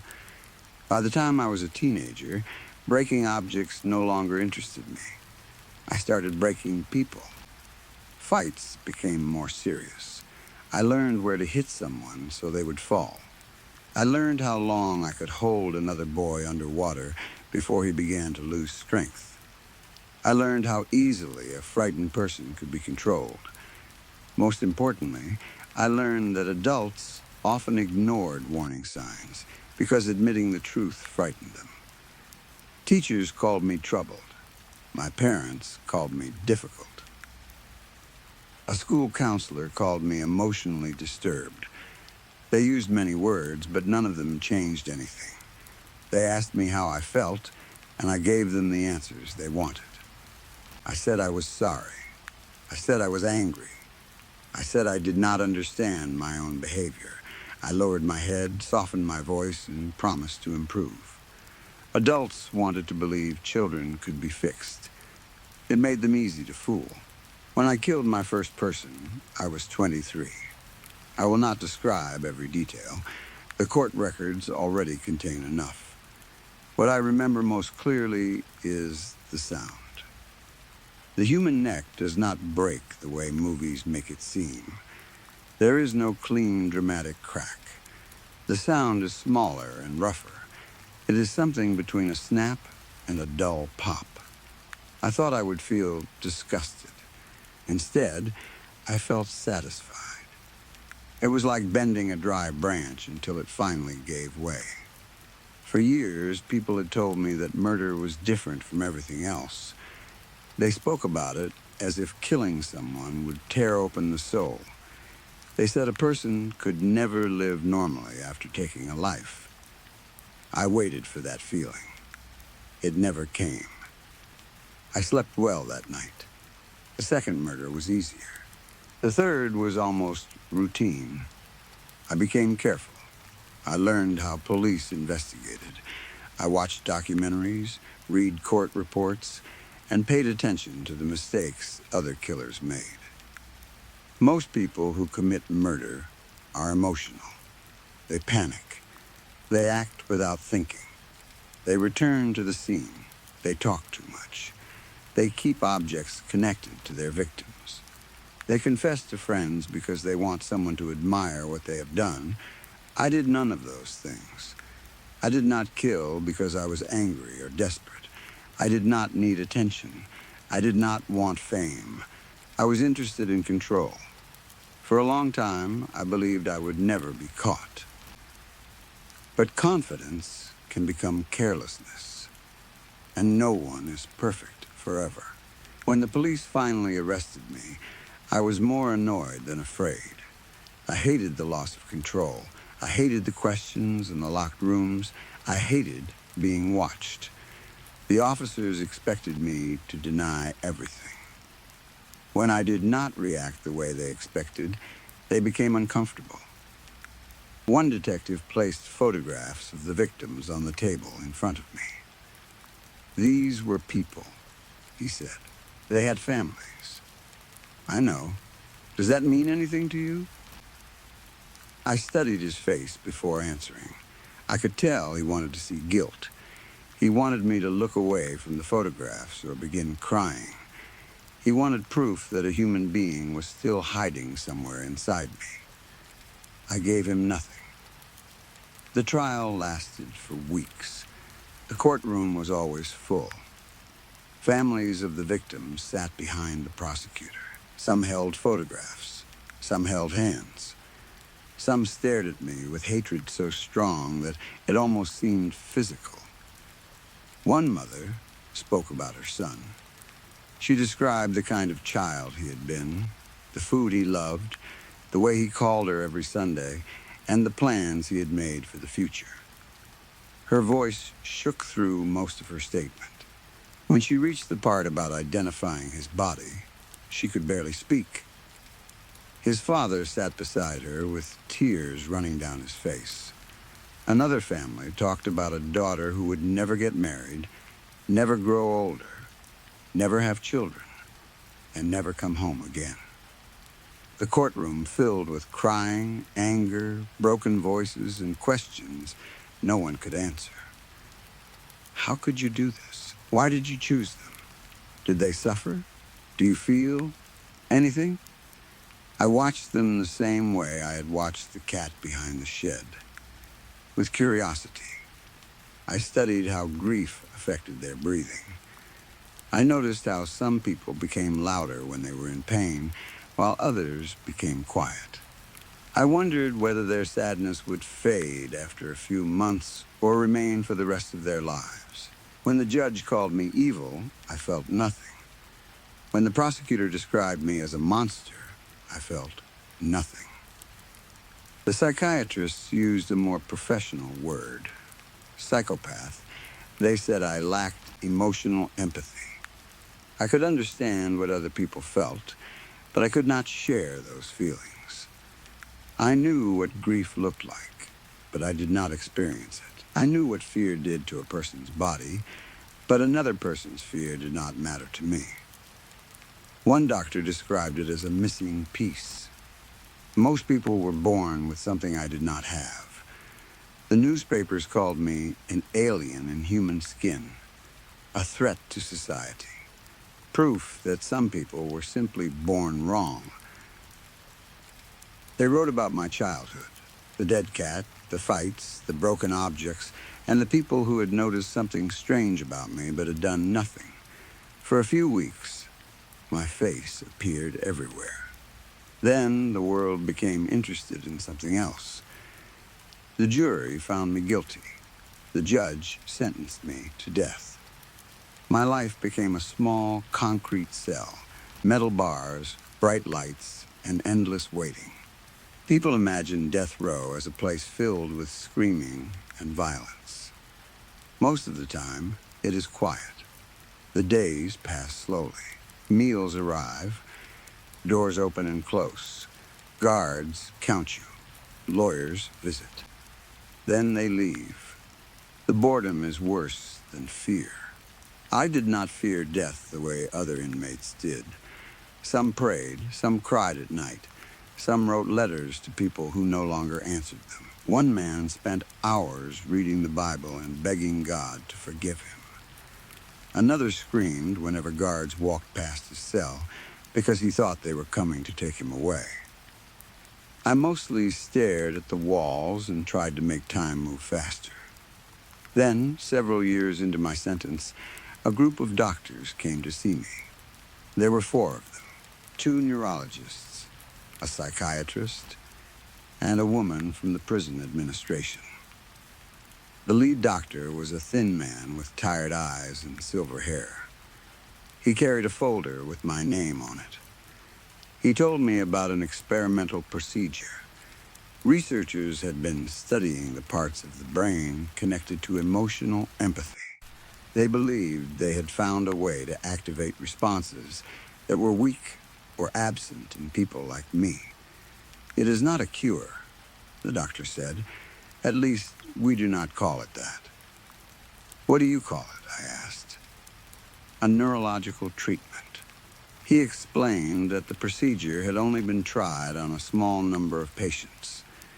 Most showed no change. Some experienced confusion, depression, panic, or severe emotional distress. 1 in 10 patients responds in the way we hope, he said. What happens to the 1? I asked. He watched me carefully. If it works, you may begin to feel emotions you have never truly experienced before, such as guilt, remorse, emotional empathy. You may feel the suffering of others in a personal way. I almost laughed. That sounded less like treatment and more like punishment. The doctor must have seen something in my face because he leaned forward. You need to understand this clearly, he said. If the procedure works, the effects may be permanent. Your memories will not change, but the way you experience them may become very different. How different? You may be forced to emotionally relive what you have done. And I cannot turn it off? No. What happens if I cannot handle it? We will provide medical and psychological support. That was not my question. The doctor remained silent for a moment. Some patients may become suicidal, he admitted. I looked at the walls of my cell. I was already waiting to die. I agreed immediately. Not because I wanted forgiveness. Not because I wanted to become a better person. Death row was just unbearably boring. At least the procedure was something new. They moved me to a prison medical unit 2 weeks later. I was examined, scanned, questioned, and made to sign many pages of documents. The doctors asked me several times if I understood the risks. I told them I did. The morning of the procedure, they placed me on a narrow table beneath a bright light.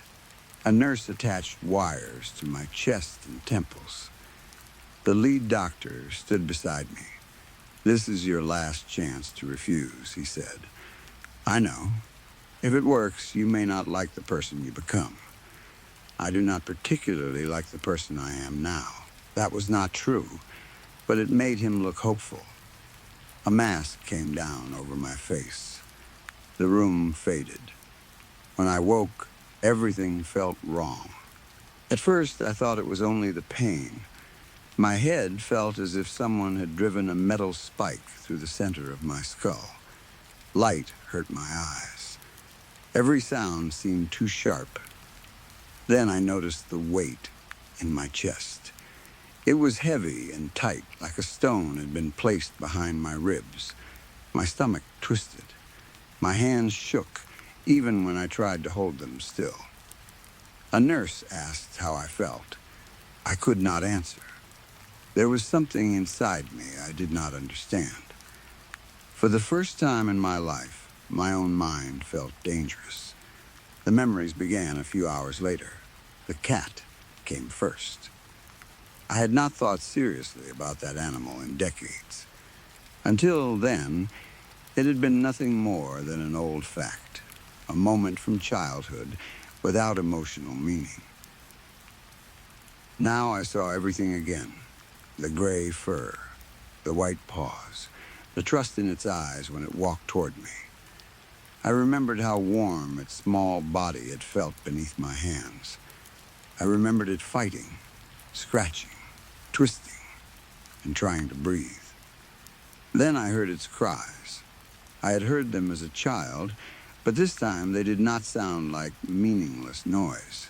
They sounded like terror. My chest tightened. I reached for my throat because I could suddenly imagine what it had felt like. The pressure, the panic, the desperate need for air. I could feel the animal's helplessness as if it belonged to me. I gasped until the nurse called for a doctor. I told them I could not breathe, but nothing was blocking my airway. The feeling was coming from inside. I curled into a ball and began crying. I had seen people cry thousands of times, but I had never understood how little control a person had over it. The tears came without permission. My whole body shook, and strange sounds escaped from my throat. I begged them to make it stop. They could not. Then, the murders returned. Not as memories I controlled, but as attacks. I saw the first victim's face. Before the procedure, I remembered only practical details. Where I stood, what I touched, how long it took, the sound of the neck breaking. Now I saw the fear in his eyes. I understood that he knew he was going to die. I felt the horror of being trapped inside a body that could not escape. I felt his wish to live. I imagined the people waiting for him at home, unaware that he would never return. I screamed. The second victim came next. Then, the third. Each memory felt different because each person had suffered differently. One had begged. One had fought until the end. One had called out a name. I had forgotten that name. Now it repeated in my head for hours. The doctors restrained me because I kept tearing at the wires and trying to climb out of the bed. I begged them to reverse the procedure. They told me they could not. The lead doctor had warned me. Once it started, there was no way back. The courtroom returned in my dreams. I saw the mothers and fathers again. I heard every trembling statement. I remembered the photographs they held and the lives they described. This time, their grief reached me. It did not feel interesting. It hurt. The pain was not simple sadness. It was shame, disgust, horror, and regret all crushed together. It felt as if something inside me had finally opened, only to discover that the room behind it was filled with every terrible thing I had ever done. I cried until my eyes became swollen. I shook so badly that the medical staff had to help me drink water. I wished I could tear the memories out of my head. I wished I could return to the shed and open my hands before the cat stopped moving. I wished I could warn every victim. I wished I could undo everything. But regret does not change the past. That may be the worst part of it. Pain usually teaches a lesson that can protect you later. Touch a hot surface once, and you learn not to touch it again. Make a mistake, and sometimes you can repair the damage. But the people I killed were still dead. Their families were still broken. No amount of guilt could bring them back. I would not wish that feeling on my worst enemy. People like to believe killers are monsters. It makes the world easier to understand. A monster is separate from humanity. A monster does not belong to a family, sit in a classroom, laugh at jokes, or walk through a grocery store. If killers are monsters, normal people do not have to look too closely at them. But I was not a monster. I was a broken human being. Something in me had been missing from the beginning.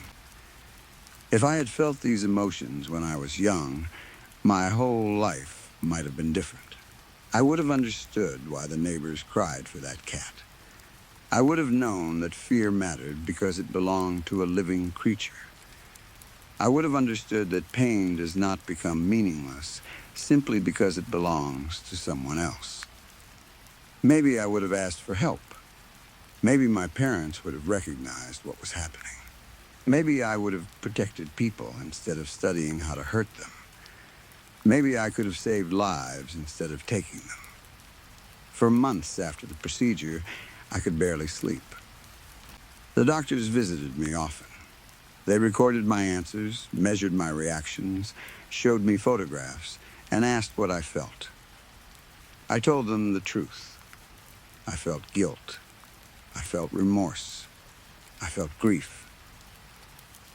I hated the person I had been. The prison staff noticed the change, too. Some guards believed it. Others thought I was pretending to avoid execution.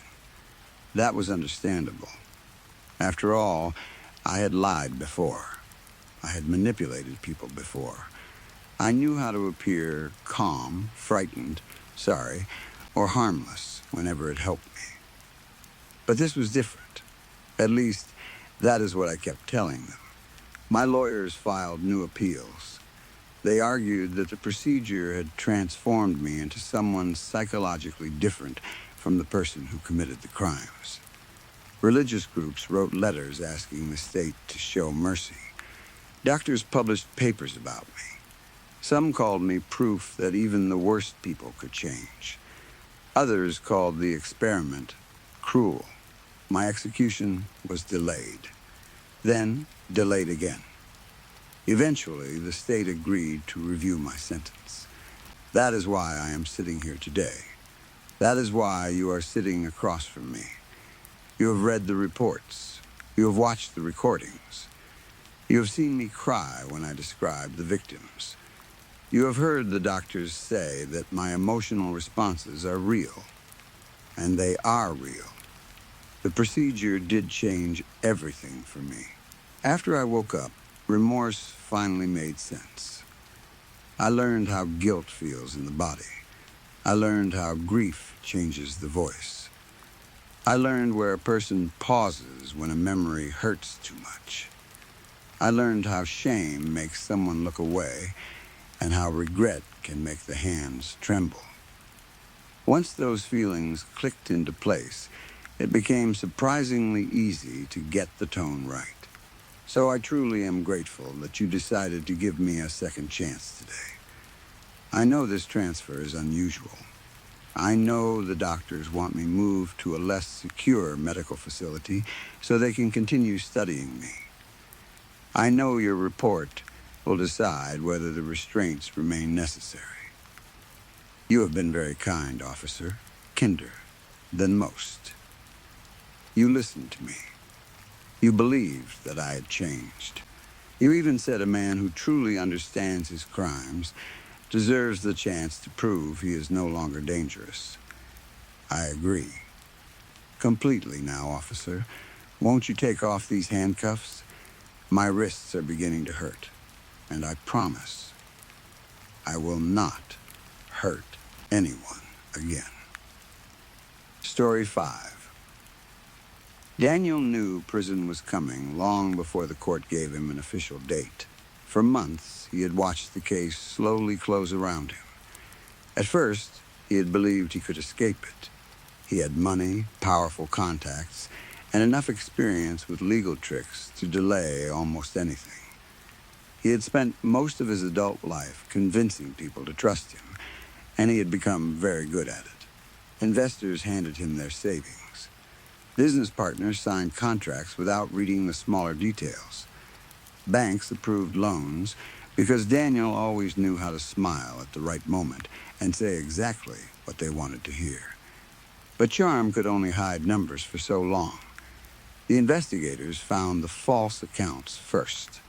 Then they discovered the missing funds, the secret companies, and the payments Daniel had sent overseas. Employees who had once been loyal began speaking to the police.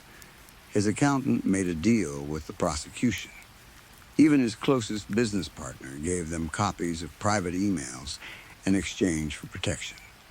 By the time Daniel's lawyer told him that a prison sentence was almost certain, Daniel had already made his decision.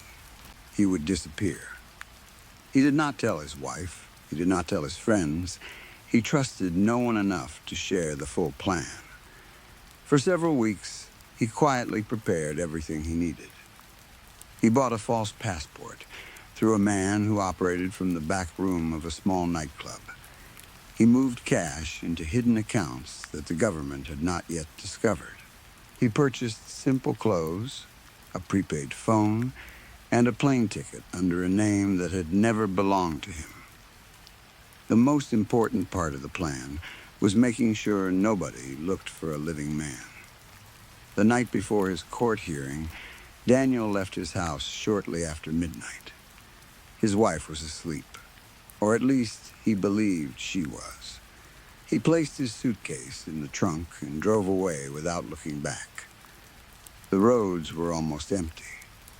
A cold wind moved through the trees, and clouds covered most of the moon. Daniel drove for nearly 2 hours until he reached an old cliffside road outside the city. The road curved around a steep drop that ended in dark water and broken rocks far below. He parked near the edge and switched off the engine. For several minutes, he sat behind the wheel and listened to the soft clicking sound of the cooling car. His hands rested on the steering wheel. The vehicle had cost him more than most people earned in several years, but he felt no sadness about losing it. The car was simply another tool, and tonight it would become his grave. He pulled a folded piece of paper from his jacket. The note was handwritten because he knew investigators would check it. He had spent hours copying the tired, uneven style of a desperate man. In it, he admitted that the pressure had become too much. He apologized to his wife. He said he could not face the shame of prison or the hatred of the people he had disappointed. The final sentence read, "I hope the sea gives me more peace than this life ever did." Daniel smiled when he placed the note on the passenger seat.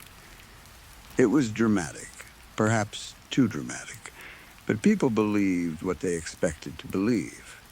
Everyone already saw him as a guilty man whose life was falling apart. A final act of cowardice would make perfect sense. He climbed out of the car and left the driver's door open. After checking that no vehicles were approaching, he released the parking brake. The road sloped toward the cliff, but the car moved only a few inches before stopping. Daniel sighed and pushed against the open door. At first, the vehicle resisted. Then, the wheels began to turn. The car rolled slowly away from him, crossed the narrow strip of gravel, and disappeared over the edge. For a second, there was only silence. Then came the violent sound of metal hitting rock. A few moments later, a distant crash rose from the darkness below. Daniel stood at the edge and stared down. He could not see the wreckage, but he knew the water would make recovery difficult. The note would survive if investigators found the car quickly enough. Even without a body, the circumstances would point toward suicide. His lawyer had already described him as emotionally unstable. Several reporters had written articles about the pressure he was under. It would be enough. Daniel let out a long breath.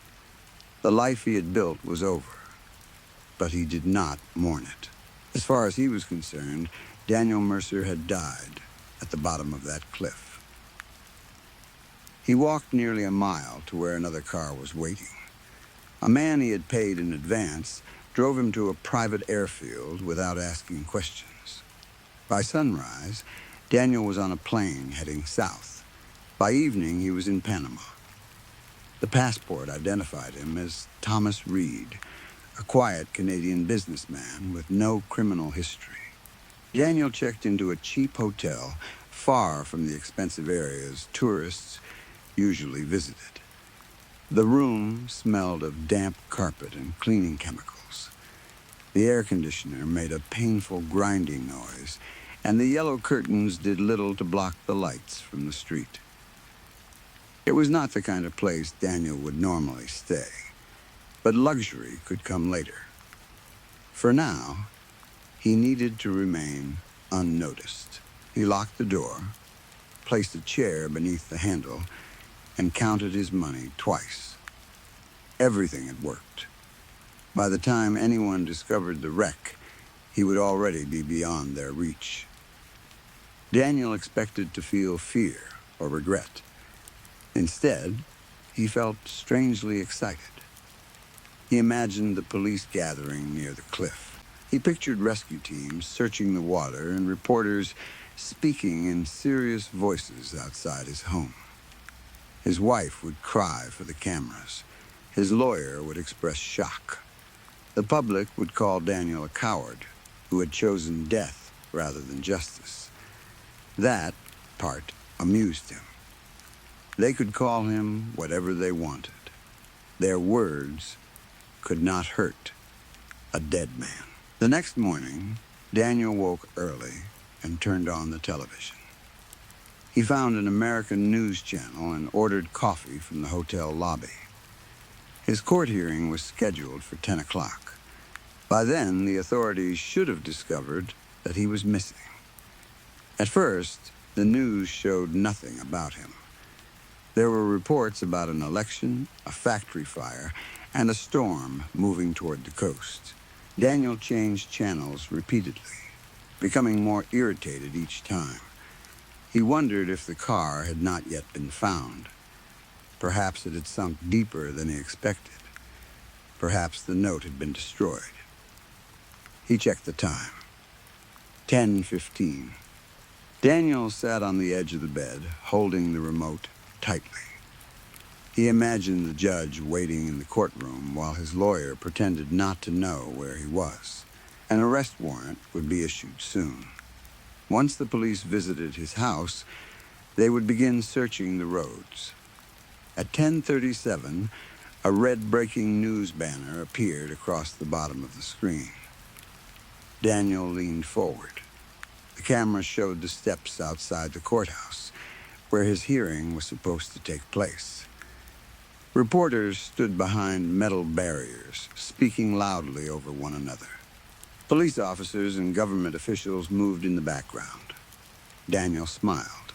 This was it. He raised his coffee and waited for the announcement of his death. Then, the camera turned toward the courthouse doors. Daniel nearly dropped the remote. A man walked outside, surrounded by lawyers and officials. He wore a dark blue suit, a white shirt, and the same silver watch Daniel had left at home. His dark hair was styled exactly the way Daniel wore his. His steps carried the same quiet confidence. The man approached the podium and faced the cameras. Daniel's coffee slipped from his hand and spilled across the carpet. The man on the television had his face, not someone who looked similar. Not a distant relative or a poorly chosen actor. It was Daniel's face in every detail. The same narrow eyes. The same slight curve in the nose from an injury during his teenage years. The same thin line beside the mouth that appeared whenever he smiled. Even the smile was right. It was the crooked half smile Daniel had seen in mirrors his entire life. Daniel moved closer to the television. His mouth became dry. The man lifted one hand and rubbed the side of his neck. A faint scar was visible beneath his ear. Daniel touched the same place on his own neck. The scar came from an accident when he was 8 years old. He had fallen through a glass door at his grandfather's house. The injury had been hidden beneath bandages for weeks, and as an adult, Daniel usually covered it with high collars. It had never appeared clearly in photographs. He had not even told most of his friends how he had received it. The man on the screen had it. "There has been a terrible misunderstanding," the other Daniel said. His voice was perfect. Daniel heard his own tone, his own rhythm, and the slight pause he often used before an important sentence. The man's eyes filled with tears.